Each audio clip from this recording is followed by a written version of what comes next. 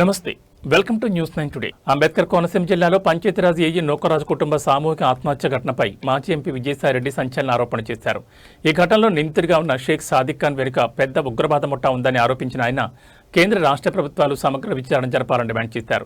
ఘటన నుంచి ప్రాణాలతో బయటపడిన రియాన్ షెడ్ని పరామర్శించిన విజయసాయిరెడ్డి బాధిత కుటుంబానికి చెందిన కోట్లాది రూపాయల ఆస్తులను తిరిగి వారికి వచ్చేలా ప్రభుత్వం చర్యలు తీసుకోవాలని కోరారు. రియాన్ షెడ్డికి ప్రాణహాని ఉందని, ఆయనతో పాటు కుటుంబ సభ్యులకు వెంటనే పోలీస్ భద్రత కల్పించాలని డిమాండ్ చేశారు. అలాగే రాష్ట్రంలో ఇలాంటి ఘటనలను అరికట్టడంలో ప్రభుత్వం విఫలమైతే ముఖ్యమంత్రి చంద్రబాబు తప్పుకోవాలని తీవ్ర వ్యాఖ్యలు చేశారు. ఇదిలా ఉండగా త్వరలో విజయవాడలో మీడియా సమావేశం నిర్వహించి తాను ఏర్పాటు చేయబోయే కొత్త పార్టీ పేరు, విధి విధానాలు ప్రకటిస్తానని విజయసాయిరెడ్డి వెల్లడించారు. నేను మిగతా మతాలను నేను కించపరచట్లేదు. మిగతా మతాల పట్ల కూడా గౌరవంగానే ఉండాలి. అలాగని హిందూ మతాన్ని కించపరిచే విధంగా, హిందువులని బలవంతంగా కన్వర్ట్ చేసేటటువంటి ఏ విధమైనటువంటి చర్యలనైనా, లేకుంటే హిందూ సాంప్రదాయాల్ని భంగం కలిగించేటటువంటి ఏ చర్యలనైనా నేను అడ్డుకుంటాను. అది ఎవరైనా కూడా క్రిటిసైజ్ చేస్తాను అనని నేను అపోజ్ చేస్తానని నేను విన్నవించుకుంటా ఉన్నా. మరొక విషయం కూడా నేను ప్రస్తావిస్తున్నాను. మీరు అనుకోవచ్చు, ఎన్డీఏ భాగస్వామ్య పక్షాలైన ఇది కూటమి ప్రభుత్వం, కూటమి ప్రభుత్వంలో బీజేపీ కూడా భాగస్వామే. కేంద్రంలో ఉన్నటువంటి బీజేపీ సంఘ పరివార్ కానీ, ఆర్ఎస్ఎస్ కానీ, లేకుండా ఉంటే మిగతా బీజేపీ కానీ గట్టి చర్యలు తీసుకుంటా ఉంటే ఇటువంటి ఇన్సిడెంట్స్ పునరావృతం కాకుండా బీజేపీ కేంద్ర నాయకత్వం, సంఘ పరివార్ కేంద్ర నాయకత్వం అహర్నిశాలు పనిచేస్తూ ఉంటే రాష్ట్ర బీజేపీ యూనిట్ నిద్రపోతూ ఉంది. ఎందుకు నిద్రపోతూ ఉంది? మీ పదవులు కాపాడుకోవడం నిద్రపోతున్నారా? లేకుంటే వేరే ఇంకేదైనా ఎక్స్ట్రేనియస్ కన్సిడరేషన్స్ మీరు చంద్రబాబు నుంచి పొందుతున్నారా? ఎందుకు బీజేపీ రాష్ట్ర నాయకత్వం అంటే స్టేట్ లీడర్షిప్ దీన్ని స్పెక్టేటర్గా చూస్తూ ఉంది? దీనిలో మీ ఇంట్రెస్ట్ ఏంటి అన్నటువంటి విషయాన్ని నేను బీజేపీ స్టేట్ లీడర్షిప్ని క్వశ్చన్ చేస్తూ ఉన్నాను. ఇక రాష్ట్రంలో చివరిగా నేను ఒక్కటే చెప్పదలుచుకున్నా, ఎవరికి ఏ అన్యాయం జరిగినా కూడా, ఎక్కడ ఏ అన్యాయం, ఇటువంటి అన్యాయాలు ఎక్కడ ఏం జరిగినా కూడా విజయసాయిరెడ్డి అనేటటువంటి వ్యక్తి ముందుంటాడు, ఈ అన్యాయాలని ఖండిస్తాడు, వీటి మీద ఉద్యమిస్తాము అన్నటువంటి విషయాన్ని ఈ సందర్భంగా నేను తెలియజేసుకుంటా ఉన్నా. మీరు ఒక ప్రశ్న అడగొచ్చు, గతంలో 2014 నుంచి 2024 వరకు మీరేం చేశారు అని నన్ను అడగొచ్చు. నేను కాదు ముఖ్యమంత్రి, నేను అధికారంలో లేను. అధికారం అంటూ వస్తే ఇటువంటి సాదిక్ లాంటి వాళ్ళకి యూపీలో ఏ ట్రీట్మెంట్ ఉంటుందో మా ప్రభుత్వంలో కూడా అదే ట్రీట్మెంట్ ఉంటుంది అన్నటువంటి విషయాన్ని నొక్కి నొక్కి ఒక్కాణిస్తూ ఉన్నాను. ఎటువంటి పరిస్థితుల్లో రౌడీజం కానీ, రేపులు కానీ, లేకుంటే ఇంకొక సంఘ వ్యతిరేక కార్యక్రమాలు ఏది కూడా సహించేది లేదు. నేను మళ్ళీ చివరిగా చంద్రబాబు నాయుడు గారిని ఒకటే అడుగుతా ఉన్నా, మీకు 162 సీట్లున్నాయి, 175 సీట్లకి 2/3 మెజారిటీ ఉంది, 2/3 మెజారిటీ ఉంది. మిగతా అన్ని రాష్ట్రాల్లో మాదిరిగా మీరు యాంటీ రిలీజియస్ కన్వర్షన్ బిల్ అనేటటువంటిది ఎందుకు తీసుకురావడం లేదు చంద్రబాబు గారు అని నేను క్వశ్చన్ చేస్తా ఉన్నా. మీకు చిత్తశుద్ధి ఉంటే, మీ కూటమి భాగస్వాములకి చిత్తశుద్ధి ఉంటే, ఇలా సాదిక్ లాంటి వాళ్ళు గ్రూపులు రాష్ట్రంలో ఎన్నున్నాయో తెలియదు. సాదికే ఒక చిన్న ముఠాకి 10 మందికి నాయకుడైతే ఎన్ని ముఠాలు ఈ రాష్ట్రంలో పనిచేస్తున్నాయో తెలియనటువంటి పరిస్థితుల్లో మీరు యాంటీ కన్వర్షన్ బిల్లుని మీరు ఎందుకు చట్టం చేయట్లేదు? మీకు సపోర్ట్ ఉంది, మీకు ఎవరి సపోర్ట్ అవసరం లేదు. వైఎస్ఆర్ కాంగ్రెస్ పార్టీకి నామినల్గా ఒక 11 ఉన్నాయి, మీరు ఈజీగా ఈరోజు చట్టం చేయొచ్చు. ఎందుకు చేయట్లేదు? మీ ఇంట్రెస్ట్ ఒకటే, మీ ఇంట్రెస్ట్ మైనారిటీ ఓట్లు ఎక్కడ పోతాయో, మళ్ళీ 29లో నాకు తిరిగి అధికారం రావాలి, రాష్ట్రం ఎలా పోయినా పర్వాలేదు, రాష్ట్ర అభివృద్ధి జరగకున్నా పర్వాలేదు, రాష్ట్ర ప్రజలు నాశనమైనా పర్వాలేదు, నేను మాత్రం అధికారంలో ఉండాలి అనుకునేటటువంటి వ్యక్తి చంద్రబాబు నాయుడు గారు. ఆయనకు తీసిపోని విధంగా ఈవెన్ జగన్మోహన్ రెడ్డి గారు కూడా ఈరోజు పనిచేస్తూ ఉన్నారు. వాళ్ళతో కుమ్మక్కైనటువంటిది ఈ యొక్క రాష్ట్ర బీజేపీ నాయకత్వం. కేంద్ర బీజేపీ నాయకత్వం చాలా చిత్తశుద్ధితో పనిచేస్తూ ఉంది. కాబట్టి ఈ విషయంలో నేను అటు డీజీపీ గారితో కానీ, ఇటు ఈ జిల్లాలో ఉండేటటువంటి పోలీస్ యంత్రాంగంతో కానీ నేను నా ఎఫర్ట్స్ నేను చేయగలిగినటువంటి ప్రతి ప్రయత్నము చేస్తాను. ఈ కుటుంబాన్ని ప్రొటెక్ట్ చేసేదానికి నేను ప్రయత్నిస్తాను. ఈ ఆస్తులన్నింటినీ ఏదైతే సాదిక్ లాక్కున్నాడో కొన్ని కోట్ల రూపాయలు విలువైనటువంటి ఆస్తుల్ని తిరిగి తీసుకొచ్చేదానికి నా వంతు కృషి నేను చేస్తానని, చివరిగా రియాన్షికి సంబంధించి భవిష్యత్తులో విద్యకు సంబంధించి ఏ ఖర్చు అయినా కూడా మేము భరిస్తాము అన్నటువంటి విషయాన్ని భాస్కర్ రెడ్డి గారికి కూడా చెప్పడం జరిగింది. ఇది నిలబెట్టుకుంటామని అనేటటువంటి విషయంతో నేను ముగిస్తా ఉన్నాను. ఇక్కడ ఇది సమయం కాదు. విజయవాడలో శ్రావణ మాసం 3వ వారంలో 4వ వారంలో కానీ శ్రావణ మాసంలో శ్రావణ మాసం పాత్రికేయ మిత్రులతో ఈ విషయాన్ని పాలు పంచుకోవడం జరుగుతుంది. అంటే కేంద్రంలో బీజేపీ బాగా పనిచేస్తుంది, రాష్ట్రంలో చేయట్లేదు. మీరేమన్నా కేంద్రంతో ఏమన్నా సంబంధం? నాకు ఆ అవసరం లేదు. నాకు రాష్ట్ర ప్రయోజనాలే ముఖ్యం. రాష్ట్రంలో ఎవరు బాగా పనిచేస్తుంటే వాళ్ళు బాగా పనిచేస్తున్నారని చెప్తాను. రాష్ట్రంలో ఎవరు పనిచేయట్లేదో వాళ్ళు పనిచేయట్లేదని చెప్తాను. నాకు ఎవరి మీద ద్వేషం లేదు, శత్రుత్వం లేదు. రాజకీయాల్లో ఒకటే గుర్తుపెట్టుకోవాలి, రాజకీయంగా ప్రత్యర్థులు ఉంటారేమో కానీ రాజకీయంగా శత్రువులు అనేటటువంటి వాళ్ళు ఉండరు. ఎవరికి ఎవరు శత్రువులు కాదు, ప్రత్యర్థులు మాత్రమే. అంటే మీరు గతంలో మరి 10 ఏళ్ళు నేనే చెప్పాను ఆ ప్రశ్న. గతంలో 10 ఏళ్ళు ఏం చేశారని అంటే నేను కాదు కదా సీఎం. గతంలో 10 ఏళ్ళు ఎవరు సీఎంగా ఉన్నారో వాళ్ళని మీరు ప్రశ్నించండి, వాళ్ళ దగ్గర నుంచి జవాబులు సేకరించండి. అంటే ప్రతిపక్ష పాత్ర అంటే నేను ఒక ఎంపీగా ఉన్నాను. ఇప్పుడు ఉండేటటువంటి ఎంపీలకు కూడా అదే రకంగా మిమ్మల్ని మీరు ప్రశ్నిస్తారా? ఎంపీలకు ఎంతవరకు పవర్ ఉంటుంది? ఎంపీ ఏం చేయగలడు రాష్ట్రంలో? బయట ప్రపంచానికి తెలిసేది వేరే, లోపల రీజనల్ పార్టీస్లో జరిగేటటువంటిది వేరే. అవన్నీ బయట చెప్పుకోలేక కుమిలి ఏడవాల్సి వస్తుంది. అది పరిస్థితి. అంటే ఇప్పుడు ప్రతిపక్ష పాత్ర కూడా జగన్ నడిపించలేనటువంటి అసమర్థ ముఖ్యమంత్రి చంద్రబాబు నాయుడు గారు, ప్రతిపక్ష పాత్ర పోషించలేని అసమర్థ ప్రతిపక్ష నాయకుడు జగన్మోహన్ రెడ్డి గారు. ఇంతకన్నా ఏం స్పష్టంగా చెప్పమంటారు? అంటే ప్రతిపక్ష హోదా లేదు కాబట్టి ఎవరున్నారు ప్రతిపక్షంలో? ప్రతిపక్ష హోదా ఉందా లేదా అన్నటువంటిది కాదు ముఖ్యం. 11 మంది అయినా 5 మంది అయినా ఒక్కరైనా ప్రతిపక్షమే. ఆంధ్ర రాష్ట్ర అసెంబ్లీలో వేరే ప్రతిపక్షం లేదు.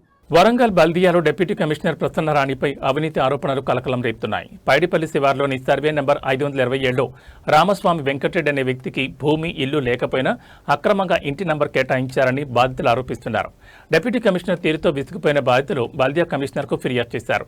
అక్రమంగా ఇంటి నంబర్ కేటాయించిన వ్యవహారంపై సమగ్ర విచారణ జరిపి బాధ్యులైన ప్రసన్నరాణిపై చర్యలు తీసుకోవాలని డిమాండ్ చేశారు. తమకు న్యాయం చేయాలని బాధితులు కోరుతున్నారు. కనమల్ల గణపతి టెంపుల్ దగ్గర ఉంటుంది మాకు 2020లోనే మాకు ఇంటి నెంబర్ ఇచ్చిర్రు. మా ఇంట్లో మేమే ఉంటున్నాము. మా నెంబరు మీద 527 అతని సర్వే నెంబర్, అసలు ఆయన భూమే లేదాడ. ఆయనకు మాదే అని చెప్పేసి ఈ ఏడీ మేడం వచ్చేసి మేము కిరాయికున్నామెకు చెప్తుందట, వెంకటరెడ్డి ఇచ్చిండు అని చెప్పేసి ఆమెతోటి బెదిరించుకుంటే చెప్పిస్తుందట. అంటే ఆమె నేనెందుకు చెప్తామ్మా, నాకు ఇచ్చింది నీలార్కు మంచిగా ఇచ్చింది, ఆమెదే ఇల్లు ఇది అని చెప్పేసి ఆమె అన్నది. మళ్ళీ ఒకేసారి ఈ నెంబర్ క్యాన్సిల్ చేసి మాకు నోటీస్ పంపించింది. ఏంది మేడం మరి ఇట్లా నెంబర్ ఎందుకు క్యాన్సిల్ చేస్తారు ఇంటి నెంబరు అని చెప్పేసి మేము అడిగితే, మీరు ఏడీ సర్వే రిపోర్ట్ పెట్టుకుని రండి, అది 527లో ఉన్నది 624లో లేదు అని చెప్పేసి ఆమె అంటది. సరే అని ఏడీ సర్వే నెంబర్ పెట్టించినాం. ఏడీ సర్వే నెంబర్లో 624/1లోనే ఉంది. మా ల్యాండ్ దగ్గరనే ఉంది. అతను వచ్చేసి మా ఇంటి గూల కొడతాడు. కూలగొడితే ఎఫ్ఐఆర్ అయింది. ఆమె పోలీస్ డిపార్ట్మెంట్ ఎంక్వైరీ చేసి ఇంట్లో ఉన్నది వీళ్ళు అని చెప్పేసి ఎంక్వైరీ చేస్తేనే ఎఫ్ఐఆర్ చేస్తారు. ఈజీగానైతే చేయరు కదా. ఇగో ఈ ఇంట్లో మేమే లేమని చెప్పేసి ఆయన ఉన్నాడని చెప్పేసి ఆమె మా నెంబర్లు క్యాన్సిల్ చేస్తుంది డీసీ మేడం. అసలు 527లో ఇల్లే లేదు, ఇంటి నెంబర్ ఎట్లా ఇస్తారు, బిల్డింగ్ పర్మిషన్ ఎట్లా ఇస్తారు, ఎల్ఆర్ఎస్ ఎట్లా ఇస్తారు. ఇగో ఇది మాది అని చెప్పేసి ఏడి సర్వే రిపోర్ట్ కూడా తీసుకొచ్చి ఆమెకి ఇచ్చినాము. మళ్ళీ సాగదీస్తుంది. ఇప్పటికి 10 రోజులు అవుతుంది. ఇమ్మీడియట్లీ మా నెంబర్ని మాకు అలర్ట్ చేయాలి. మా భూమి కానప్పుడు మాకు నెంబర్లు ఎట్లా ఇస్తుందండి? మాకు నెంబర్లు ఎట్లా ఇస్తుంది? ఆల్రెడీ మా నెంబర్ల మీద మళ్ళీ నెంబర్ ఎట్లా ఇస్తారని చెప్తే ఆయన నెంబర్ అప్పుడు క్యాన్సిల్ చేసింది. 2020లోనే క్యాన్సిల్ చేసిర్రు. చేసినాక మళ్ళీ ఇప్పుడు తిరిగి మళ్ళీ ఆయనకు నెంబర్ అలర్ట్ చేస్తా అంటారు. ఎంక్వైరీకి పంపిస్తామని చెప్పేసి అన్నారు. ఆ ఎంక్వైరీకి రాడు. ఫోన్ చేసినా ఇప్పుడు వస్తే అప్పుడు వస్తాడు అంటాడు, వెళ్ళిపోతాడు. సమ్మద్దు. ఇగో కరెంటు బిల్లు కూడా చూడండి. మేము ఆ ఇంట్లో మేము లేకపోతే మా కరెంట్ బిల్ ఇంటి పన్ను ఎట్లా తీసుకుంటారు? ఇంటి పన్ను ఎట్లా తీసుకుంటారు? 2 నెంబర్ తీసుకున్నారు. మాకు మేము 2020లో మేము భూమి కొనుక్కున్నప్పుడు చూడండి కరెంట్ బిల్లు మొన్న రీసెంట్ గా బిల్లు ఆమె క్యాన్సిల్ చేసినాక వచ్చిన బిల్లు. ఆ గోడకు కరెంటు మీటర్ కూడా మాది ఉంటుంది. పదండి ఇప్పుడు మా ఇల్లు చూపెడతాం మేము. ఆయన 527లో ఇల్లు ఏడున్నదో చూపెట్టాలి. ఆ లేని వాళ్ళకు పర్మిషన్లు ఇస్తారు అంటే లంచాలు ఇస్తే ఏదైనా జరుగుతుంది. ఇప్పుడు నేను లంచం ఇచ్చి మున్సిపాలిటీ ఆఫీస్ నా పేరు మీద ఇయ్యమని అంటే ఇస్తారు. ఎందుకంటే నా పేరు మీద ఏది ఉండదు, అయినా ఇస్తారు. ఈ భూమి నాది కాదు, అయినా ఇస్తారు. భూమి ఉన్నందుకు మాత్రం ఇయ్యరు. మేము ఏడి సర్వే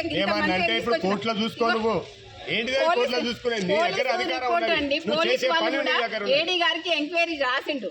ఏడీ గారికి ఎంక్వైరీకి పోలీస్ డిపార్ట్మెంట్ కూడా సర్వే చేసి ఇవ్వండి రిపోర్ట్ అన్నాడు. రాసిండ్రు వాళ్ళు కూడా.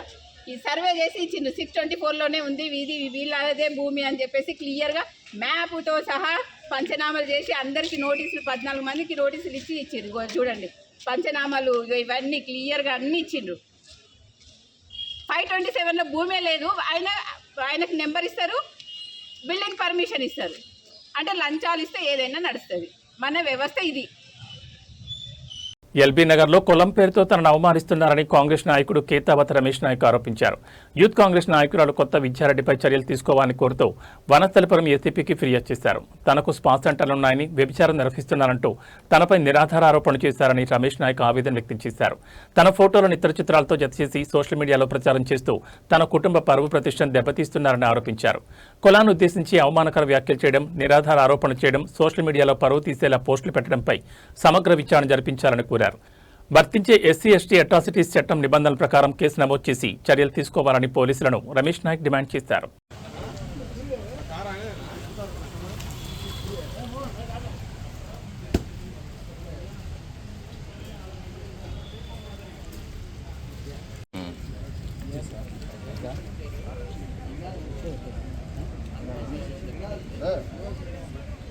లంబాడీల ఐక్యత, లంబాడీల ఐక్యత, ఎస్ఎస్సీ బీసీల ఐక్యత, ఎస్ఎస్సీ బీసీల ఐక్యత. శ్రీ విద్యా పైన వెంటనే, శ్రీ విద్యా పైన వెంటనే. నుంచోండి, ఎంతమంది ఉన్నారు? నుంచోండి.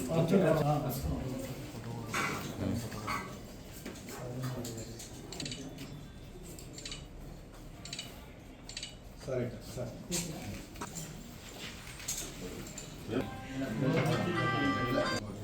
అదేవిధంగా ఇక నన్ను కూడా బాగా మార్కెట్లో ట్రోల్ చేస్తూ ఉంది.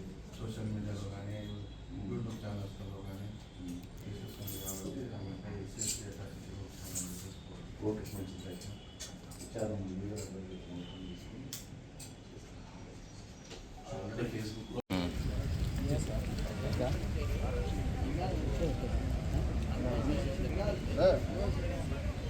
లంబాడీల ఐక్యత, లంబాడీల ఐక్యత, ఎస్ఎస్సీ బీసీల ఐక్యత, ఎస్ఎస్సీ బీసీల ఐక్యత. శ్రీ విద్యా పైన వెంటనే, శ్రీ విద్యా పైన వెంటనే. లంబాడీల ఐక్యత, లంబాడీల ఐక్యత. నేను Congress party division president Congress party నుంచి నేను డివిజన్ ప్రెసిడెంట్ సాహెబ్ నగర్కి నాపై ఏదైతే ఆరోపణలు వస్తున్నాయో అది అవాస్తవం. ఎవరైతే ఈ కొత్త విద్యారెడ్డి అనే ఆరోపణ చేస్తుందో ఈ నాకు స్పాలు ఉన్నాయని, నేను వ్యభిచారం చేపిస్తానని, అవన్నీ అవాస్తవం. జక్కిడి శివచరణ్ రెడ్డి యూత్ కాంగ్రెస్ ప్రెసిడెంట్, జక్కిడి ప్రభాకర్ రెడ్డి, మీరు ఆమెని కావాలని మీ ఇంట్లో ప్రెస్ మీట్లు పెట్టిస్తున్నారు. నేను పార్టీకి లాయల్టీగా పనిచేసే మనిషి మీద నీవు కావాలని నువ్వు జక్కిడి శివచరణ్ రెడ్డి మీ ఇంట్లో నువ్వు ఎట్లా ప్రెస్ మీట్ పెట్టిస్తావు? అంటే నువ్వు పార్టీ కోసం పనిచేస్తున్నావా? ఎవరి కోసం నువ్వు పనిచేస్తున్నావు? పార్టీలో పనిచేసే వ్యక్తులని నువ్వు అనగదొక్కాలనుకుంటే ఒక గిరిజన బిడ్డగా నాకు పదవి వస్తే మీరు ఓచుకోలేకపోతావు. నాపై ఎందుకు మీకు అంత అక్కస్సు? నేను ఒకటే అంటున్నా, మీకు జక్కిడి శివచరణ్ రెడ్డి కానీ జక్కిడి ప్రభాకర్ రెడ్డికి కానీ మీలాగా నాకు వైన్ షాపులు లేవు, నాకు బార్ షాపులు లేవు, నేను ఏ క్లబ్బులు లేవు, పబ్బులు లేవు. మీరు మీ అయ్య చెప్పిండు మొన్న 7 కోట్లు పెట్టి నేను పార్టీ పదవి తెచ్చుకున్నా అని. నా దగ్గర 7 లక్షలు 7,000 7 రూపాయలు కూడా లేని పరిస్థితి. ఈరోజు నేను బయట పార్టీ కోసం బయట నా పని చేసుకుంటూ ఏదో రియల్ ఎస్టేట్ అదో ఇదో చేసుకుంటూ నేను పార్టీ కోసం ఖర్చు పెట్టుకున్నా. గత 16 సంవత్సరాల నుంచి పార్టీ కోసం పనిచేస్తున్నా. నేను సుధీర్ రెడ్డి ఈ రోజు ఉన్నటువంటి బీఆర్ఎస్ ఎమ్మెల్యే గారు ఆ రోజు కాంగ్రెస్ పార్టీలో ఉన్నప్పుడు నేను ఆయన కోసం పనిచేసిన, నేను రేవంత్ రెడ్డి గారి కోసం పనిచేసిన, నేను మల్రెడ్డి రామరెడ్డి దగ్గర పనిచేసిన. ఇగో రేవంత్ రెడ్డి గారి దగ్గర పనిచేసినట్టు ఈ ఫోటోలు మీరు రేవంత్ రెడ్డి గారు దీంట్లో ఉన్నారు, చూడండి. మీరు కావాలంటే మీడియా మిత్రులారా ఒక్కసారి ఇగో నేను రేవంత్ రెడ్డి గారి కోసం పనిచేసిన, ఇక మీరు కావాలంటే చూడండి. నేను పార్టీ కోసం పనిచేసిన, మొన్నటి వరకు ఇక రామరెడ్డి కోసం పనిచేసిన. ఇదే బిఎన్ రెడ్డి మకటం సదాశివుడు పాపం 40 సంవత్సరాలు కష్టపడితే ఒక్కసారి ఆయన కాంగ్రెస్ పార్టీ టికెట్ ఇస్తే బిఎన్ రెడ్డి డివిజన్ లో నేను కంప్లీట్ గా పనిచేసిన. నువ్వు ఏడున్నావు అసలు? ఇంకోటి, దాని తర్వాత నేను కాంగ్రెస్ పార్టీ ఎమ్మెల్యే ఎలక్షన్స్ అప్పుడు పనిచేసిన. ఎంపీ గారు సునీత మహేందర్ రెడ్డి గారి ఎలక్షన్స్ అప్పుడు నేను మంచి మీటింగ్ పెట్టి చాలా బాగా గ్రాండ్ సక్సెస్ చేసి పనిచేసినాము. కాబట్టి విద్యారెడ్డి గారు, మీరు నన్ను విమర్శించే ముందు మీరు ఏడున్నారు అసలు ఏంది? మీరు అంతకుముందు ఏడున్నారు? నువ్వు పోయి వైఎస్ఆర్సీపీ తెలంగాణ వైఎస్ఆర్సీపీలో షర్మిలమ్మ ఫోటో నువ్వు పచ్చబొట్టేసుకొని తిరిగినావు. నువ్వు ఎట్లయితావు కాంగ్రెస్ పార్టీ గవర్నమెంట్ వచ్చిన తర్వాత నువ్వు కాంగ్రెస్ పార్టీలోకి వచ్చి నేను సీనియర్ని, నువ్వు పార్టీ కోసం పనిచేస్తే నీకు ఎవరు పదవులు ఇవ్వాలో వాళ్ళు ఇస్తారమ్మా. దానికి నాకు ఒక పదవి వచ్చినందుకు నీకెందుకు అంత అక్కస్సు? అంటే నేను లంబాడీలో పుట్టడం నా తప్ప? నేను లంబాడీగా మాకు పదవుల హక్కులు లేవా? అంటే మేము ఎంతసేపు కార్యకర్తగానే లేకపోతే పనిచేసేటోళ్ళనే ఉండాలన్నా? కాబట్టి ఒకటే మాట చెప్తున్నా, నువ్వు చేసిన దానికి మా ఇంట్లో మొత్తం చాలా ఘోరంగా ఉంది మా పరిస్థితి. మేము బయటికి తిరగలేని పరిస్థితిలో ఉన్నాము. నువ్వు చేసిన దానికి మా పిల్లలు స్కూల్కి పోతలేరు, కాలేజీలకు పోతలేరు, వాళ్ళు అవమానంతో మేమందరం చచ్చిపోతామంటుర్రు. నువ్వు అసలు ఏం చేస్తున్నావు అని నన్ను అడుగుతుర్రు. కాబట్టి నేను ఒకటే మాట చెప్పదలుచుకున్నా, విద్యారెడ్డి గారు నువ్వు మళ్ళీ చేస్తున్నావు కదా, నిన్ను మాత్రం నేను క్షమించేది లేదమ్మా. నేను ఖచ్చితంగా ఏసీపీ గారికి కంప్లైంట్ ఇచ్చాను, చట్టపరమైన చర్యలు తీసుకోమని చెప్పాను. ఇంకోటి, విద్యారెడ్డి గారు మీరు బాగా గుర్తుపెట్టుకోండి, ఆ అవతలని చెప్పేటప్పుడు మనకు ఇంకా 4 ఏళ్ళు మనకు చూపిస్తున్నాయి, నీ వీపు కూడా నువ్వు చూసుకొని మాట్లాడు తల్లి. నేనేమంటున్నా అంటే నువ్వు మాట్లాడినంత హీనంగా నేను మాట్లాడలేను, నేను సంస్కారం ఉంది నాకు. జక్కిడి శివచరణ్ రెడ్డి, జక్కిడి ప్రభాకర్ రెడ్డి గారు మీరు కబ్జాలు చేసిరు, చెరువులు కబ్జాలు చేసి మీరు డబ్బులు ఉన్న అహంకారంతో మీరు ఒక గిరిజన బిడ్డకి అనగదొక్కాలని చూస్తారు. మొన్న జరిగిన విషయం బీసీలకు, ఎస్సీలకు, ఎస్టీలకు మీ ముందు మేము తిరగొద్దు, మేము తెల్ల చొక్క వేసుకొని తిరగకూడదనే ఆలోచన మీది. ఎంతసేపు మీరే చేయాలని మీరు అట్లనే కానివ్వండి. ఇక మా పని మేము కాంగ్రెస్ పార్టీ కోసమే పనిచేస్తాము. గత 16 సంవత్సరాల నుంచి పనిచేస్తే ఒక్క పోస్ట్ వచ్చిందనా? ఆ రోజు రాహుల్ గాంధీ గారు ఏమంటారు, ఆదివాసీలు రాజకీయంగా వెనుకడుగులో ఉన్నారు, మీరు వాళ్ళని బయటికి తీసి రాజకీయంగా వాళ్ళని మీరు డెవలప్ చేయండి. అదే పని మీద ఈనాటి సీఎం రేవంత్ రెడ్డి గారు కంకణం కట్టుకొని అందరినీ ఆదివాసులని, కోళ్ళని, గొయ్యలని, బీసీలని అందరినీ ఏకతాటిపై తీసుకొచ్చి కాంగ్రెస్ పార్టీలో మంచి పదవులు ఇస్తున్నారు. అట్లాంటిది మీ మహేష్ గౌడ్ గారు నాకు గుర్తించి ఒక పదవి ఇచ్చిండు, చెల్లా నరసింహారెడ్డి గారు పదవి ఇచ్చారు. దానికి నీకెందుకు అంత అక్కసు? దాంట్లో వైశ్యాస్కి 3-4 ఇచ్చిండు, బీసీలకు 3-4 ఇచ్చిండు, బ్రాహ్మణ్స్కి ఇచ్చిండు, మన ఎస్సీలకు ఇచ్చిండు. మీ వర్గానికి మాత్రం 5-6 ఇచ్చిండమ్మా. ఇంకా నీ కడుపు నిండలేదా తల్లి? 18 దాంట్లో ఒక్కటి నాకు వచ్చింది. ఒక ట్రైబ్ని 16 సంవత్సరాల నుంచి కష్టపడితే ఒక్క ట్రైబ్కి ఇచ్చేవమ్మా. ఎందుకు అలాంటి పెట్టుకోకమ్మా. ఇంకోటి, మా భార్య నువ్వు చేసిన దానికి ఈరోజు మా భార్య హాస్పిటల్లో ఉంది. ఆమె పరిస్థితి బాగాలేదు, మేము బయట తిరగలేకపోతున్నాము. మీరు మాత్రం జాగ్రత్త. తస్మాత్ జక్కిడి శివచరణ్ రెడ్డి, జక్కిడి ప్రభాకర్ రెడ్డికి చెప్తున్నా, విద్యారెడ్డికి చెప్తున్నా, మాకు ఏమన్నా అయితే ఖచ్చితంగా మీరే కారకులు. దాన్ని మేము మీ ఇంటి ముందు వచ్చి అందరం కుటుంబ సభ్యులతో వచ్చి పురుగుల మంది దాగి సస్తా మీరు చేసిన ఆరోపణలకి. జక్కిడి ప్రభాకర్ రెడ్డి, శివచరణ్ రెడ్డి వెనకాల ఉండి చేపిస్తారు అన్న. ఒకటే నేను అనేది ఒకటే, మొన్న వాళ్ళు ఏమైందో, ఆయన తిట్టకపోతే అధిష్టానం ఎందుకు ఆయనని శిక్షిస్తుంది? కాబట్టి వాళ్ళకి ఏదో పార్టీ నుంచి సస్పెండ్ చేపించేవని బురద జల్లాలనే కార్యక్రమం భాగంలో నన్ను లాగి వాళ్ళ ఇంట్లో ఉండి ప్రెస్ మీట్లు పెట్టించు. వాళ్ళు ఏ వివాదం లేదు. నేను జక్కిడి శివచరణ్ రెడ్డి కోసం కూడా నేను పనిచేసిన యూత్ కాంగ్రెస్ లో. ఆయన నాకు చెప్పిన తర్వాత నేను అందరికి మా వాళ్ళకి ఫోన్లు వేసి ఓట్లు వేయించిన. నేను జక్కిడి ప్రభాకర్ రెడ్డి దగ్గర పనిచేసిన, రామ్ రెడ్డి దగ్గర పనిచేసిన, రేవంత్ రెడ్డితో పాటు పనిచేసిన, సుధీర్ రెడ్డితో పనిచేసిన, కాంగ్రెస్ పార్టీలోనే పనిచేస్తున్నాం. ఏ రోజు ఆయనకి నాకు ఎలాంటి విభేదాలు లేవు. నాకు ప్రధానమైన డిమాండ్ ఒకటే, ఆమె బహిర్గతంగా జక్కిడి శివచరణ్ రెడ్డి, జక్కిడి ప్రభాకర్ రెడ్డి, కొత్త విద్యారెడ్డి వీళ్ళు ముగ్గురు క్షమాపణ చెప్పాలి. ఆ ఉన్న దేంట్లో అయితే మాట్లాడేవో సోషల్ మీడియాలో ట్రోల్ చేసేవో అదే దాంట్లో మీరు క్షమాపణ చెప్పి ఇది చేయండి. నాకు ఒకటి అది చేయండి. ఇంకోటి, జక్కిడి శివచరణ్ రెడ్డిని పార్టీ నుంచి సస్పెండ్ చేయాలి. ఎందుకంటే ఒక పార్టీ కోసం, పార్టీ లాయల్టీగా పనిచేసే వ్యక్తిని మీరు ఇంట్లో పెట్టి ఆమెను ప్రెస్ మీట్ ఇప్పించాల్సిన పని లేదు. మీ స్క్రిప్ట్ రాసిస్తూ ఆమె చదువుతుంది. 22A చట్టం అమలుపై మాజీ మంత్రి కరీంనగర్ ఎమ్మెల్యే గంగుల కమలాకర్ కాంగ్రెస్ ప్రభుత్వంపై మండిపడ్డారు. రాష్ట్ర వ్యాప్తంగా 22A చట్టం అమలుతో లక్షలాది మధ్యతరగతి కుటుంబాలు ఇబ్బందులు ఎదుర్కొంటున్నాయని ఆరోపించారు. కరీంనగర్లోని పలు సర్వే నెంబర్లలో నివాస గృహాలను సైతం నిషేధిత జాబితాలో చేర్చడంతో వందలాది కుటుంబాలు తీవ్ర ఇబ్బందులు పడుతున్నాయని అన్నారు. ఈ వ్యవహారంలో మంత్రి పొంగులేటి శ్రీనివాసరెడ్డి అధికారులపై నెపం మోపుతున్నారని గంగుల ఆరోపించారు. ప్రభుత్వం వెంటనే స్పందించి జిల్లా కలెక్టర్తో సమగ్ర విచారణ జరిపించి నివేదిక తెప్పించుకోవాలని, బాధిత అమాయక ప్రజలకు న్యాయం చేయాలని డిమాండ్ చేశారు. జేఎన్టీ కన్వీనర్ మా ప్రెసిడెంట్ గారు ఉన్నారు, మేమందరూ చేసి వాళ్ళందరూ వెళ్తూ ఉన్నారు. సంవత్సరం నుండి మేము తిరుగుతూనే ఉన్నాము. కమలాకర్ అన్న కూడా ఒక 3-4 సార్లు కలెక్టర్ తీసుకోకుండా ఏదో వస్తున్నారు పోతున్నారు అనేది వాళ్ళు ఆ సంకల్పం జరిపారు. ఇప్పుడు మా అన్న భీముడు ముందున్నాడు, మేము ఎన్నుకున్నాము. మేము మా అన్న వచ్చిండు ఏ నుండి తీసేయాలని కోరుకుంటున్నాము. ఇది కాబట్టి ఇది ఈ ప్రభుత్వం ఉన్నటువంటి అది కాదు.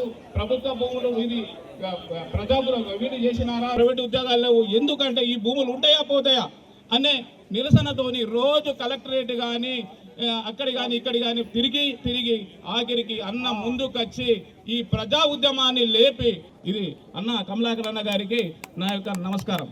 జమీల్ భాయ్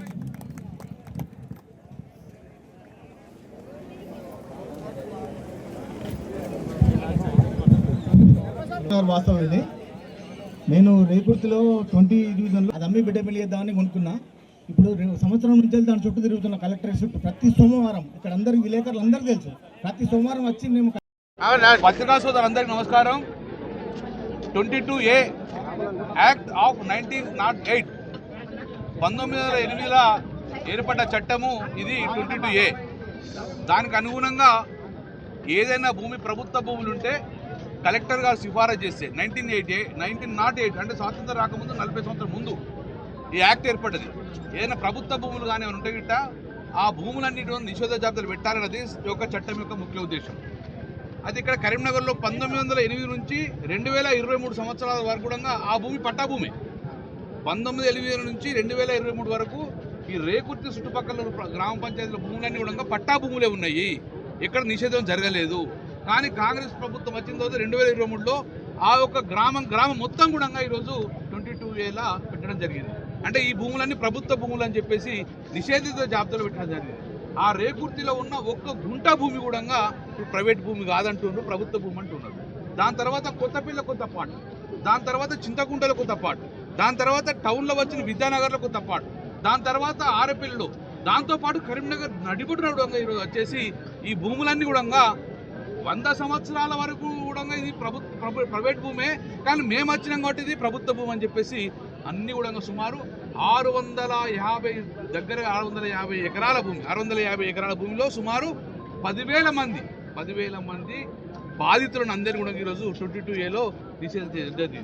దాంతో ఈ భూములన్నీ కూడా ఎవరు కొనే పరిస్థితి లేదు, అమ్మే పరిస్థితి లేదు, లోన్కి వచ్చే పరిస్థితి లేదు, హౌస్ లోన్ తీసుకున్న పరిస్థితి వచ్చలేదు. మేము ఒకటే డిమాండ్ చేస్తున్నాం, ఈరోజు ప్రభుత్వం ఆదుకోవాలి.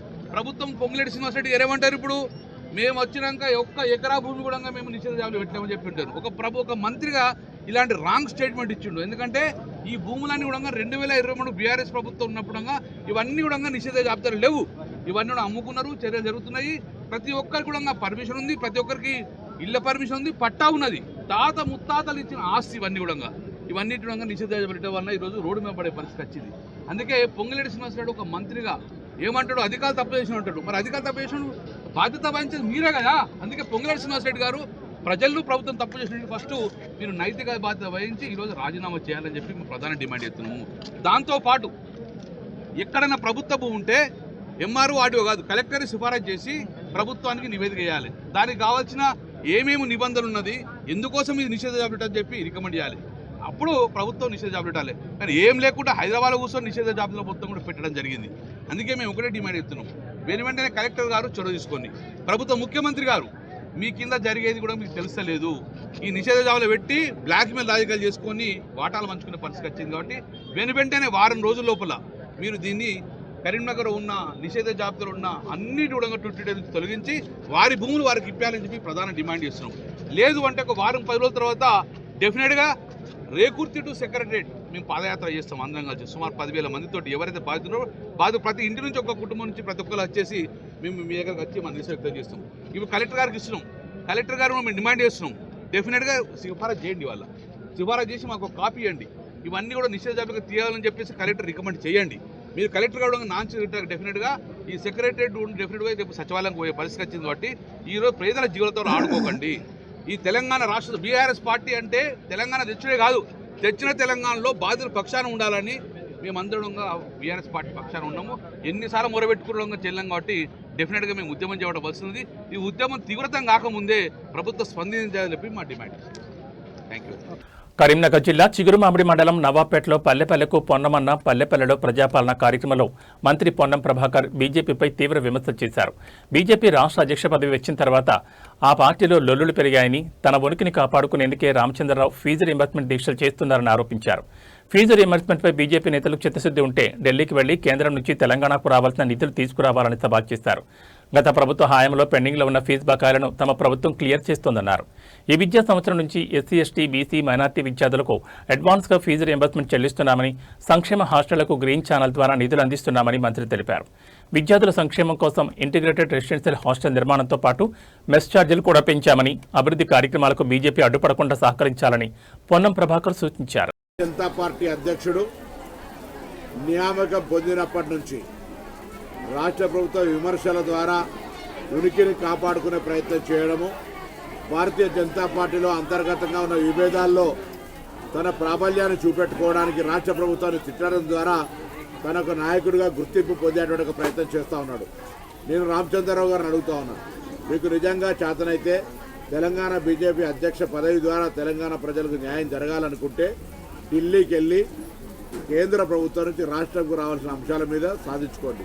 ఇవాళ మీరు చేస్తున్న దీక్ష ఫీ రియంబర్స్మెంట్ గురించి ప్రభుత్వము ఆల్రెడీ పాత బకాయిలు ఉన్నటువంటి దృష్ట్యా అవన్నిటిని కూడా విడతల వారీగా పేమెంట్ చేస్తూనే ఈ విద్యా సంవత్సరం నుంచి పిల్లలకు ఫీ రియంబర్స్మెంట్ అడ్వాన్స్గా పేమెంట్ చేస్తూ ఎస్సీ, ఎస్టీ, బీసీ, మైనార్టీ పిల్లలకు సంబంధించిన విద్యకు ఇబ్బంది కలగకుండా చూస్తూ ఉన్నది. భారతీయ జనతా పార్టీ అధికారంలో ఉన్న ఏ రాష్ట్రంలో ఫీజు రియంబర్స్మెంట్ ఇస్తూ ఉన్నారు. ఫీజు రియంబర్స్మెంట్కు కేంద్రం నుంచి ఏం సహకారం తెచ్చే ప్రయత్నం చేస్తూ ఉన్నారు. గతంలో టీఆర్ఎస్ పార్టీ అధికారంలో 10 సంవత్సరాలు బకాయిలుంటే వాళ్ళతో కుమ్ముక్కైన పార్టీగా ఎందుకు మీరు స్పందించలేదు? వీటికి జవాబు చెప్పాలని డిమాండ్ చేస్తా ఉన్నాం. అందుకే తప్పకుండా ఈరోజు తెలంగాణ ప్రజాపాలన ప్రభుత్వం రేవంత్ రెడ్డి గారి నాయకత్వంలో ఆర్థిక మంత్రి బట్టి విక్రమార్క గారు సహచర మంత్రులు అందరం కూడా పిల్లల విద్య కొరకు ఉన్నతమైన ఆలోచనలతోటి అన్ని స్థాయిల్లో విద్యకు అత్యంత ప్రాధాన్యత తీసుకుపోతా ఉన్నాం. ఇంటిగ్రేటెడ్ హాస్టళ్లు కడతా ఉన్నాం. సంక్షేమ హాస్టళ్లకు సంబంధించినటువంటి ఆన్లైన్ గ్రీన్ ఛానల్ ద్వారా పేమెంట్ చేస్తూ ఉన్నాం. కిట్ ద్వారా వాళ్ళకు నాణ్యమైన వస్తువులను సమకూర్చే ప్రయత్నం చేస్తూ ఉన్నాం. డైటరీ ఛార్జీలు, మెస్ ఛార్జీలు పెంచినాం.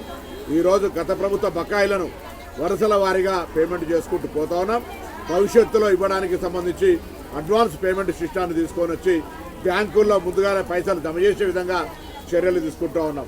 మీకేమైనా చేతనైతే ఆ ముసలి కన్నీరు కార్చడం ఆపి రాజకీయ ఉనికి కోసం నిరాదీక్ష చేయడం మానుకొని కేంద్ర ప్రభుత్వం ఒత్తిడి తీసుకొచ్చి మీ బీజేపీ పాలిత రాష్ట్రాల్లో కూడా ఇటువంటి ఫీ రియంబర్స్మెంట్ తీసుకొచ్చేటువంటి విధంగా పోయి అక్కడ వాళ్ళకి జ్ఞానోదయం కలిగేసే ప్రయత్నం చేయి, కానీ నడిచే కాలంలో మోకాలు అడ్డం పెట్టేటువంటి ప్రయత్నం చేస్తూ తెలంగాణ ప్రగతికి సంబంధించి విమర్శలు చేసే విధంగా చేయడం ద్వారా మీ స్థాయి తగ్గించుకున్నట్టయితే అవుతుందని రామచంద్రరావు గారికి హితవు చెప్తాను. హైదరాబాద్ పీపుల్స్ ప్లాజాలో నిర్వహిస్తున్న పవర్ ఎక్స్పో 2026ను తెలంగాణ రక్షణ సేన చీఫ్ కల్వకుంట్ల కవిత సందర్శించారు. ఎక్స్పోలో ఏర్పాటు చేసిన వివిధ స్టాళ్లను పరిశీలించి విద్యుత్ రంగంలో వస్తున్న సాంకేతికతపై వివరాలు అడిగి తెలుసుకున్నారు.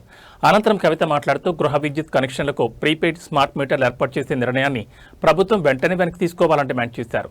సెల్ ఫోన్ రీఛార్జ్ మాదిరిగా విద్యుత్ మీటర్లను రీఛార్జ్ చేసుకుంటేనే కరెంట్ సరఫరా చేస్తామనడం అన్యాయమని అన్నారు. ఉచిత విద్యుత్తును ఎత్తివేసేందుకే స్మార్ట్ మీటర్లు తెస్తున్నారని ఆరోపించిన కవిత తెలంగాణ విద్యుత్తును అదాని చేతుల్లో పెట్టొద్దని ప్రభుత్వం డిమాండ్ చేశారు. రాష్ట్రంలో ఉన్నటువంటి పరిస్థితిని అర్థం చేసుకున్నటువంటి ప్రయత్నంలో భాగంగా ఎలక్ట్రిసిటీ డిపార్ట్మెంట్ వాళ్ళు ఏదైతే స్మార్ట్ మీటర్ స్వయంగా చూడడానికి రావడం జరిగింది. కూడా రైతుల ట్రాన్స్ఫార్మర్ వెళ్ళిపోతా ఉంటే మెయింటెనెన్స్ చేయడానికి కానీ గవర్నమెంట్ కావాల్సిన డిమాండ్ చేయడానికి కానీ కొత్తగా ముందు రైతులు పెడతామని చెప్పారు. ఆ ప్రపోజల్స్ వాటన్నిటి రాష్ట్రంలో ఉన్న స్మార్ట్ మీటర్స్ పెడతామని చెప్పేస్తున్నట్టుగా తెలుస్తుంది. అని మేము వ్యతిరేకిస్తున్నాం. ప్రీపెయిడ్ ఫోన్ ఛార్జింగ్ ఎట్లయితే ఉంటుందో అట్లా ప్రీపెయిడ్ మీటర్స్ పెడతాము. దాన్ని కొత్తగా అదాని కంపెనీ నుండి తెస్తామని చెప్తున్నారు. వాటిని మేము వ్యతిరేకిస్తున్నాం. బట్ ఓవరాల్ గా తెలంగాణ రాష్ట్రం ఏర్పడ్డట్టు ఇప్పటి వరకు కూడా సిబ్బందికి మాత్రం అభినందనలు తెలియజేస్తున్నాం. పెట్టకూడదని తెలంగాణ రక్షణ సేన తరఫున డిమాండ్. గుంటూరులో టెట్ పరీక్షపై ఉపాధ్యాయుల సంఘాల నుంచి అభ్యంతరాలు వ్యక్తమవుతున్నాయి. దీర్ఘకాలంగా ఉపాధ్యాయులుగా పనిచేస్తున్న వారికి టెట్ పరీక్ష కరోనా లాంటి కలవరాన్ని కలిగిస్తోందని సిపిఐ నేత ముప్పాళ్ల నాగేశ్వరరావు అన్నారు. 150 మార్కులకు 60, 70, 90 మార్కులు సాధించడం ఈ వయసులో ఉపాధ్యాయులకు సవాల్గా మారుతుందని పేర్కొన్నారు. టెట్ అర్హత మార్కులను 40 లేదా 45 తగ్గించాలని కేంద్ర రాష్ట్ర ప్రభుత్వాలను కోరారు. పంజాబ్, మేఘాలయ రాష్ట్రాలు అనుసరిస్తున్న విధానాలను పరిశీలించి ఉపాధ్యాయులకు వెసులుబాటు కల్పించాలని, వారి సేవలను కొనసాగించేలా ప్రభుత్వం చర్యలు తీసుకోవాలని ముప్పాళ్ల నాగేశ్వరరావు విజ్ఞప్తి చేశారు. మీడియా మిత్రులకి నమస్కారం. మన ఉపాధ్యాయులకు పెట్టే టెట్ ఎగ్జామ్ మొత్తం ఉపాధ్యాయ లోకానికి సెకండ్ వేవ్ కరోనా లాంటి కలవరం ఈ టెట్ ఎగ్జామ్ ద్వారా ఏర్పడింది. 20 ఏళ్ళు 25 ఏళ్ళు సర్వీస్లో ఉండి ఇంకా 10 ఏళ్ల లోపు రిటైర్మెంట్కి వచ్చిన వాళ్ళు కూడా ఈ టెట్ ఎగ్జామ్ రాయాలని చెప్పి సుప్రీంకోర్టు తీర్పు ద్వారా అన్ని రాష్ట్రాలు అమలు జరగబోతున్నాయి. కానీ యావత్ దేశంలో 25 లక్షల మంది ఈ పరీక్ష ఎదుర్కోవాలి. మన రాష్ట్రంలో సుమారు ఒక 80,000 మంది ఉపాధ్యాయులకి ఈ పరీక్ష పాస్ అవ్వాలి. కానీ మన రాష్ట్ర విద్యాశాఖ మంత్రి విద్యా రంగాన్ని ఒక ప్రత్యేక దృష్టితో ప్రపంచ స్థాయిలో అభివృద్ధి చేయాలి అనే ఒక మంచి సంకల్పంతో ఉన్నారు. కానీ ఆ మంచి సంకల్పం ఉపాధ్యాయుల్లోకి, విద్యా వ్యవస్థలోకి తగు సమయంలో పెట్టాలి. కానీ మన విద్యా వ్యవస్థలో ప్రభుత్వ బడులు క్రమక్రమంగా అభివృద్ధి చెందుతూ ఉన్నాయి. ప్రభుత్వ ఉపాధ్యాయులు కూడా గత 2 దశాబ్దాలుగా ఎంతో కష్టపడి నైపుణ్యాలను పెంచుకొని ప్రైవేటు స్కూల్స్తో పోటీగా పాఠాలు చెప్తున్నారు. అలాంటి చెప్పేవాళ్ళని వాళ్ళు చెప్పే సబ్జెక్ట్ వదిలిపెట్టి పలు సబ్జెక్టులు ఈ ఎగ్జామ్లో పెడితే అవన్నీ చదివి ఈ వయసులో రాయటం అనేది ఈజీ కాదు. మనం సింగపూర్ పంపినా, ఫిన్లాండ్ పంపినా అక్కడ విద్యా వ్యవస్థకి మన విద్యా వ్యవస్థకి ఇప్పుడు ఉన్న వాస్తవానికి మధ్య వ్యత్యాసాన్ని లోకేష్ గారు, ముఖ్యమంత్రి గారు గుర్తించాలి.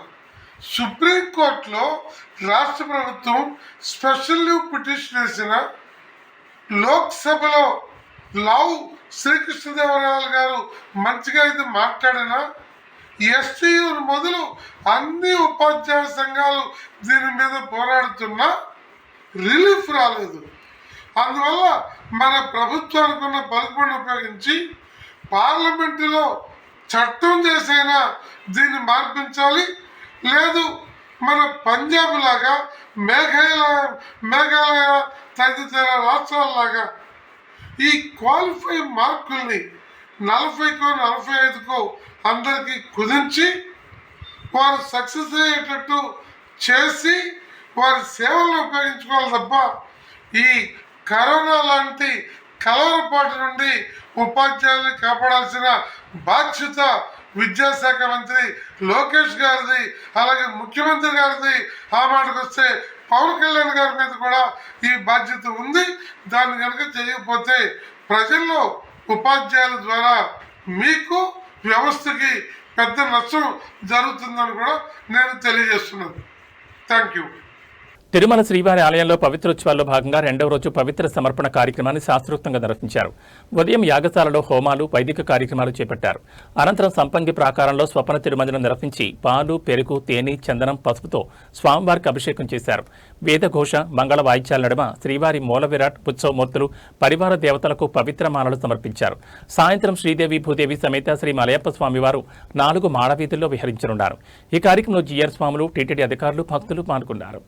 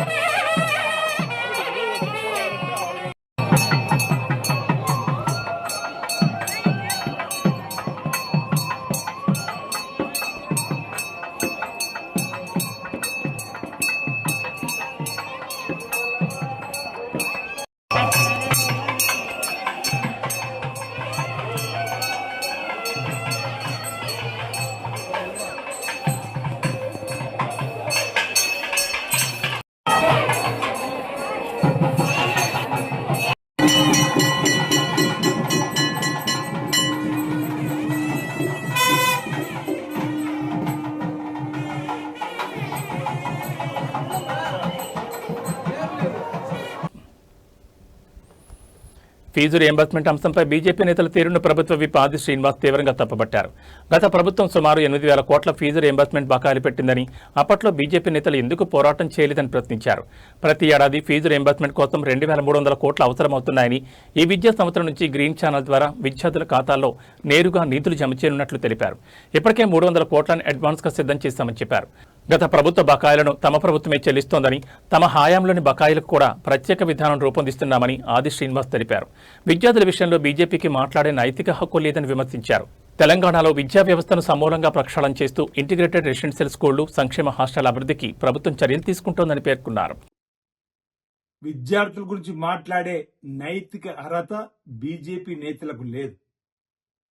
విద్యార్థులు భారతీయ జనతా పార్టీ నాయకులు చేస్తున్నటువంటి అంశాన్ని గమనించమని సందర్భంగా నేను కోరుతూ, బీజేపీ రాష్ట్ర అధ్యక్షుడు రామచంద్రరావు గారు ఈ ఫీజు అంశంలో నిరాదీక్ష చేస్తానని చెప్పని గొప్పగా చెప్పే ప్రయత్నం చేస్తున్నాడు. ఫీజు బకాయి బీజేపీ లడాయని బడాయి కబుర్లు చెప్పేటువంటి ప్రయత్నం చేస్తున్నాడు. నేను సూటిగా అడుగుతా ఉన్నా భారతీయ జనతా పార్టీ రాష్ట్ర అధ్యక్షుడు రామచంద్రరావు గారిని. గత బీఆర్ఎస్ హయాంలో 10 సంవత్సరాలుగా పేద విద్యార్థులకు ఫీజులు బకాయిలు పెడితే ఎందుకు మీరు రోడ్డెక్కి ఆందోళన చేయలేదు? అప్పుడు మీరు నిరాదీక్ష చేసేటువంటి కార్యక్రమాలు తీసుకోలేదు. అంటే బీజేపీ బీఆర్ఎస్ మీ బంధం ఒకటైనటువంటి సందర్భంలో ఆ ప్రభుత్వ హయాంలో పేరుకుపోయినటువంటి పేద విద్యార్థుల బకాయిలపైన ఎందుకు నోరు విప్పలేదు ఆ రోజుల్లో అని చెప్పని, 10 సంవత్సరాలు విద్యార్థుల పక్షాన్ని నిలబడలేదని చెప్పని ప్రశ్నకు సూటిగా సమాధానం చెప్పని కోరుతా ఉన్నాం. గత ప్రభుత్వ హయాంలో ఈ పేరుకుపోయినటువంటి విద్యార్థుల ఫీజు రీయింబర్స్మెంట్ సుమారు 7,000 కోట్ల నుంచి 8,000 కోట్ల వరకు ఆ బకాయిలు కూడా తీర్చే ప్రయత్నం చేసేటువంటి క్రమంలో ఈ ప్రభుత్వం వచ్చిన తర్వాత కూడా విద్యార్థులకు ఫీజులు రియంబర్స్మెంట్ రూపంలో ఇచ్చేటువంటి దానికి గ్రీన్ ఛానల్లో పెట్టాలని చెప్పిన ఒక ఆలోచన తీసుకునే క్రమంలో ముందుకు పోతూ ప్రతి ఏటా సుమారు 2,300 కోట్లు అవసరమవుతున్నటువంటి సందర్భంలో ఇప్పటికే 300 కోట్లు బ్యాంకుల్లో జమ చేసి మరో 2,000 కోట్లను కూడా ఇచ్చి నేరుగా విద్యార్థుల ఖాతాల్లోకి వెళ్లే విధంగా చేసేటువంటి ప్రయత్నం గౌరవ ముఖ్యమంత్రి రేవంత్ రెడ్డి గారు చేస్తున్న సందర్భం. రాష్ట్ర హైకోర్టు కూడా ఈ అంశాన్ని కూడా చెప్పడం జరిగింది. నాణ్యమైన విద్యను పేద విద్యార్థులకు అందివ్వాలని చెప్పండి. అంతర్జాతీయ ప్రమాణాలతో కూడుకున్నటువంటి విద్యను అందిస్తూ నాణ్యమైన భోజనాన్ని కూడా ఇవ్వాలని చెప్పిన ఒక నిర్ణయం తీసుకుంది. Young India integrated residential school అనే మధ్యలో కొత్తగా మంజూరు చేసే కార్యక్రమం. ఇప్పటికే గురుకులాలు 40% డైట్ ఛార్జీలు 200% కాస్మెటిక్ ఛార్జీలు పెంచి ఓవైపు నాణ్యమైన విద్యను అందిస్తూ ఓవైపు నాణ్యమైన భోజనం పోషకాలతో కూడుకున్నటువంటి భోజనాన్ని ఇవ్వాలని చెప్పని ఒక నిర్ణయం తీసుకొని విద్యా ప్రమాణాలు పెంపొందించడం చేసేటువంటి ప్రయత్నం ఓవైపు ఈ ముఖ్యమంత్రి రేవంత్ రెడ్డి గారు ఈ ప్రభుత్వం చేస్తుంటే భారతీయ జనతా పార్టీ ఆందోళన పేరిట ఫీజు బకాయి బీజేపీ లడాయని ఆ పార్టీ నేతలు బడాయి కబుర్లు చెప్తున్నారు. ఇది సబబు కాదన్నమాట ఈ సందర్భం చెప్తూ, ముందుగా ముఖ్యమంత్రి శ్రీ రేవంత్ రెడ్డి గారు అమెరికా టూర్ను ఎందుకు కట్టుకున్నారో సమాధానం చెప్పాలి.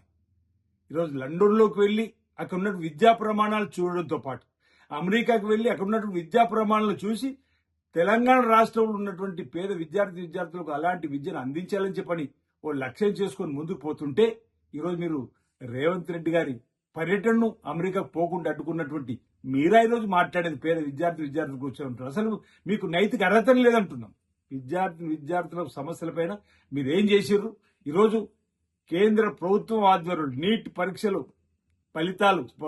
నీట్ పరీక్షలకు సంబంధించినటువంటి ఫలితాలు రాకంటే ముందే పరీక్షలు పత్రమే లీక్ అయిన సందర్భంలో ఈరోజు నిరుద్యోగ యువత విద్యార్థి అందరూ కూడా నరేంద్ర మోడీకి వ్యతిరేకంగా గొంతెత్తుతే దిగివచ్చి ఈరోజు మీరు భారతదేశంలో ఉన్నటువంటి మీ మంత్రిని రాజీనామా చేపించినటువంటి సందర్భంలో మీరు ఫెయిల్యూర్ అయ్యారు. విద్యార్థులకు సంబంధించి అంశంలో మీరు ఫెయిల్ అయినటువంటిది మీరు. ఈరోజు ఏ ప్రభుత్వం వచ్చినా 2.5 సంవత్సరాలలో ఏ పరీక్షా పత్రం కూడా లీక్ కాకుండా పగడ్బందీగా ప్రణాళికతోటి ముఖ్యమంత్రి రేవంత్ రెడ్డి గారి నాయకత్వంలో వారి ముఖ్యమంత్రి విద్యాశాఖను కూడా వారి దగ్గర పెట్టుకొని ఈరోజు Hyderabad public school, Delhi public school లాంటివి కూడా పేద విద్యార్థులకు తీసుకురావాలని చెప్పని తెలంగాణ పబ్లిక్ స్కూల్ తీసుకొచ్చేటువంటి ప్రయత్నం చేస్తూ విద్యలో సమూల మార్పులు చేసే ప్రయత్నంలో అడ్వాన్స్ టెక్నాలజీ సెంటర్ తీసుకొచ్చేటువంటి కార్యక్రమం తీసుకొస్తూ పాత ఐటీఐ స్థానంలో ఈరోజు స్పోర్ట్స్ యూనివర్సిటీ తీసుకొచ్చి young India integrated residential school తీసుకుని వస్తూ ఈ విధంగా అనేక మార్పులు విద్యా విధానం తీసుకొస్తున్నటువంటి రేవంత్ రెడ్డి గారి ఆలోచనకు అనుగుణంగా ముందుకు పోయే క్రమంలో మోకాళ్ళు అడ్డుతున్నది కేంద్ర బీజేపీ ప్రభుత్వం. అమెరికా టూర్ అడ్డుకున్నది బీజేపీ ప్రభుత్వం. దానికి ముందుగాల క్షమాపణ చెప్పి ముక్కు నేలగ్రాయాల్సినటువంటి సందర్భం బీజేపీ నేతలకు ఉంది తప్ప ఈరోజు మా ప్రభుత్వం పట్ల మీరు విమర్శ చేస్తే చూస్తూ ఊరుకోం. వాస్తవాలను ప్రజలకు విద్యార్థులకు చెప్పే ప్రయత్నం చేస్తామని చెప్పి సందర్భంగా తెలియజేస్తా ఉన్నాను. ఫీజు రియంబర్స్మెంట్పై బీజేపీ చేపట్టిన దీక్షను ప్రభుత్వ విప్ బల్మూర్ వెంకట్ తీవ్రంగా తప్పుపట్టారు. విద్యార్థుల గురించి మాట్లాడే నైతిక హక్కు బీజేపీకి లేదని విమర్శించారు. గత ప్రభుత్వ హయాంలో 8,000 కోట్ల ఫీజు రియంబర్స్మెంట్ బకాయిలు ఉన్నప్పుడు బీజేపీ నేతలు ఎందుకు పోరాటం చేయలేదని ప్రశ్నించారు. నీట్ పేపర్ లీక్, విద్యార్థుల సమస్యలపై కేంద్రం స్పందించలేదని ఆరోపించారు. ఈ విద్యా సంవత్సరం నుంచి గ్రీన్ ఛానల్ ద్వారా ఫీజు రియంబర్స్మెంట్ చెల్లిస్తామని ముఖ్యమంత్రి ప్రకటించారని, ఇప్పటికే 300 కోట్ల అడ్వాన్స్గా సిద్ధంగా ఉంచామని తెలిపారు. విద్యార్థుల ఖాతాలో నేరుగా నిధులు జమ చేస్తామని ప్రభుత్వం హైకోర్టు కూడా స్పష్టం చేసిందన్నారు. అయినా బీజేపీ 48 గంటల దీక్షకు దిగడం వెనుక రాజకీయ ఉద్దేశం ఉందని బల్మూర్ వెంకట్ ఆరోపించారు. బీజేపీ చేస్తున్న దీక్షలు, రాజకీయ డ్రామాలను తెలంగాణ ప్రజలు గమనిస్తున్నారని అన్నారు. కాంగ్రెస్ ప్రభుత్వ 1000 రోజుల పాలనపై బీఆర్ఎస్ సమరభేరి మోగించింది. సెప్టెంబర్ 2 నుంచి వారం రోజుల పాటు రాష్ట్ర వ్యాప్తంగా వినూత్న నిరసన కార్యక్రమాలు చేపట్టాలని BRS working president KTR party శ్రేణులకు పిలుపునిచ్చారు. 420 హామీలు, 13 డిక్లరేషన్లు, 6 గ్యారంటీల పేరుతో కాంగ్రెస్ ప్రజలను మోసం చేసిందని కేటీఆర్ ఆరోపించారు. హామీల అమలులో వైఫల్యాలను బాకీకారుల రూపంలో ప్రజల్లోకి తీసుకెళ్లాలని సూచించారు. రైతులు, మహిళలు, యువత, విద్యార్థులు, ఉద్యోగులు, దళితులు, బీసీలు, గిరిజనులు సహా అన్ని వర్గాలను కలిసి ప్రభుత్వం ఇచ్చిన హామీలు, ప్రస్తుత సమస్యలను ప్రజలకు వివరించాలని పార్టీ శ్రేణులకు పిలుపునిచ్చారు. కేవలం హామీల అమలుపైనే కాకుండా 1000 రోజుల కాంగ్రెస్ పాలనలో జరిగిన వైఫల్యాలు, అవినీతి, ప్రజలు ఎదుర్కొంటున్న సమస్యలను కూడా విస్తృతంగా ఎండగట్టాలని కేటీఆర్ సూచించారు. సోషల్ మీడియాను విస్తృతంగా ఉపయోగించి కొత్త తరానికి కూడా ప్రభుత్వ వైఫల్యాలను చేరవేయాలని పార్టీ నేతలకు దిశానిర్దేశం చేశారు. ఇవి ఈ బులెటిన్ విశేషాలు. చూస్తూనే ఉండండి న్యూస్ 9 టుడే.